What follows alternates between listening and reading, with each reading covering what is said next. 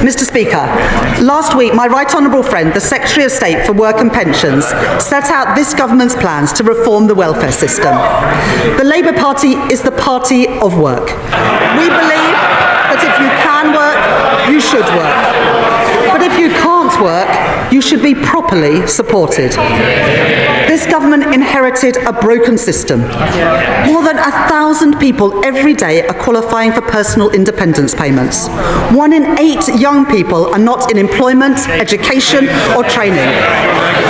If we do nothing, we are writing off an entire generation. That cannot be right, and we will not stand for it. It is a waste of their potential and it is a waste of their futures, and we will change it. As my Right Honourable friend said in her statement last week, the final costings would be subject to the OBR's assessment.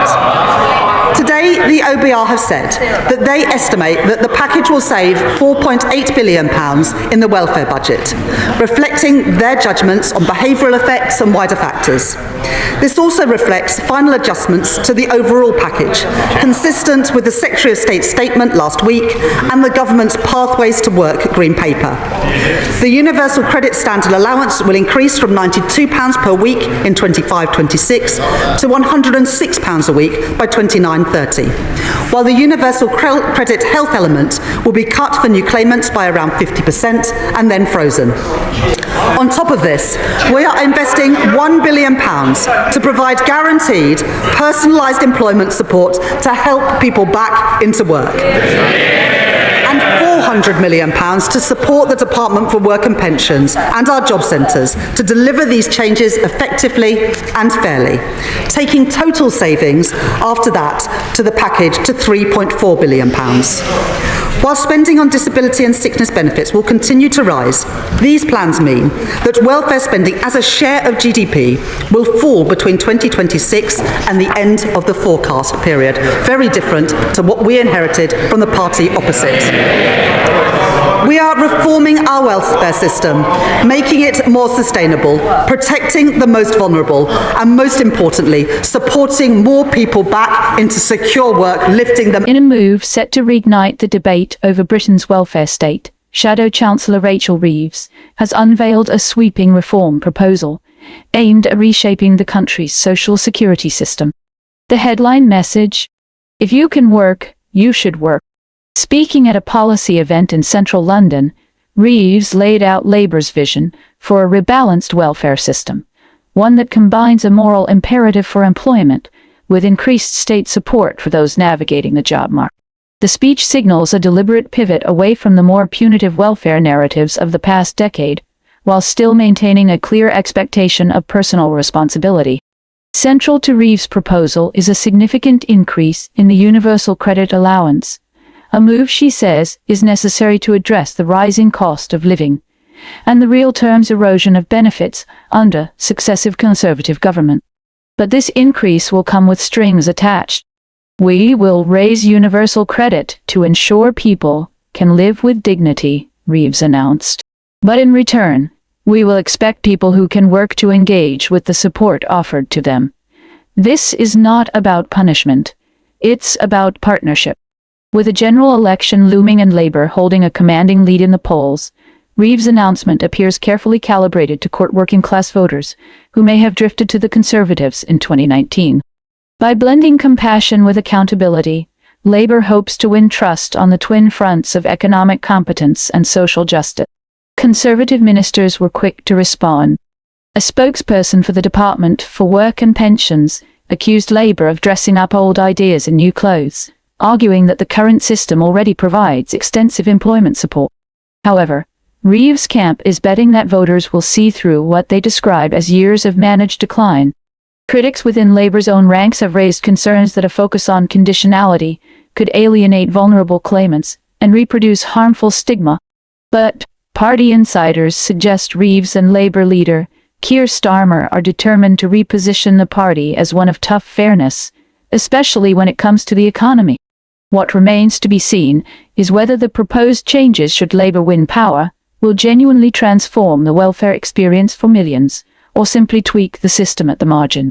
For now, Rachel Reeves is making one thing clear: the days of no-strings welfare under a Labour government would be over. Shadow Secretary Criswell. Thank you, Mr. Speaker. Last summer, the government was elected on a promise to end the use of asylum hotels. Well, it's now been 9 months. Let's see how they're getting on. The use of asylum hotels has gone up, in fact, by 8,000 since the general election. It hasn't gone down, it's gone up. 38,000, mainly illegal immigrants, are now in those hotels, costing hard-working taxpayers around £2 billion a year. Mr. Speaker, it is completely unacceptable that taxpayers are asked to foot a bill this size. The people living in those hotels broke our laws by coming here from France. France is a manifestly safe country. Nobody needs to leave France. So I have a very simple question for the Minister. When will they end the use of asylum hotels? Now, Mr. Speaker, the government also promised last summer in the election and subsequently to smash the gangs. Well, that promise now lies in tatters. In the 9 months since the election, 29,162 people, nearly 30,000 people, have illegally crossed the English Channel. That is a 31% increase on the same period 12 months before. And in fact, this year, 2025, is even worse. Since 1st of January, more people have crossed the English Channel illegally than any year in history. This is the worst year. It is 38% worse than the previous worst year. So things are getting worse, not better. They haven't smashed the gangs, they have capitulated to them. Now, she mentions returns. Most of these returns do not relate to people who arrive by small boat. In fact, those people being returned who did come by small boat amount to only about 4% of small boat arrivals. So quite how letting 96% of people who arrive stay here is any deterrent, I really don't know. Now, Mr. Speaker, finally, we saw press briefings at the weekend made to the press, not to Parliament, that the government is now considering some kind of offshore removal scheme. Sounds vaguely familiar. It seems at last they have realised some kind of removals deterrent is needed. So finally, will the Minister now apologise for cancelling the Rwanda deterrent before it even started, and as a consequence of that, losing control of our borders?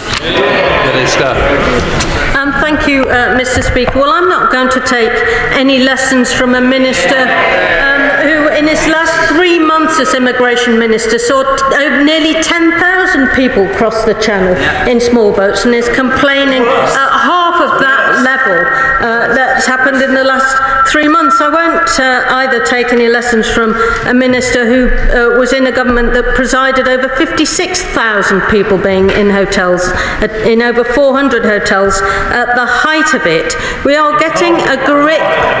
We are getting a grip of this problem by starting up asylum processing once more. We inherited a huge backlog because there was a 70% fall in asylum processing in the run-up to the general election. They left us with a huge backlog, with over 100,000 people stuck without being processed in the asylum system. We're getting a grip of that, but by definition, because of the backlog and the chaos that they left us, this is taking time. In a pointed exchange that laid bare deep divisions over the government's asylum strategy, Minister for Crime, Policing and Fire Chris Philp MP sharply criticized the continued use of hotels to house asylum seekers, calling the spiraling costs completely unacceptable for British taxpayers. During a heated Commons session on Monday, Philp directed his questions at Yvette Cooper-Mapp, the Shadow Home Secretary, demanding clarity on when the government would finally end the practice of using hotels, a policy that has ballooned into a symbol of the UK's faltering asylum system. Taxpayers are footing a bill of this size, and it's nothing short of outrageous, Philp declared. When will we see a concrete plan to end the use of asylum hotels and return to a system that is fair, firm, and fiscally responsible? The cost of housing asylum seekers in hotels has become a growing political flashpoint. According to the latest Home Office figures, the UK is now spending over £1 million a day on temporary accommodation. fueling fury among both conservative backbenchers and the general public amid a cost-of-living crisis. Cooper, in response, accused the government of chaotic mismanagement of the asylum backlog and border enforcement, asserting that Labour would introduce faster processing, stronger border security, and a crackdown on criminal gangs profiting from small boat crossing. This government has utterly failed to take back control of our borders, Cooper said. Hotel use has exploded because ministers lost control of the system, not because of the asylum seekers themselves. The sharp exchange reflects mounting political pressure on the government ahead of the next general election, with immigration set to be a defining issue. Rishi Sunak has made ending the use of asylum hotels one of his top 5 pledges, yet implementation remains mired in legal challenges and logistical bottlenecks. Alternative accommodation sites, including repurposed military barracks and the controversial Bibi Stockholm barge, have been plagued by delays and fierce local opposition. Meanwhile, the Rwanda deportation plan, intended to deter channel crossings, remains entangled in the courts. Philp's comments are likely to resonate with the Tory grassroots, many of whom view the ongoing reliance on hotels as symptomatic of broader governmental failure on immigration. But critics argue that inflammatory rhetoric from ministers distracts from the real issues: under-resourced asylum systems, lack of legal routes, and inconsistent enforcement.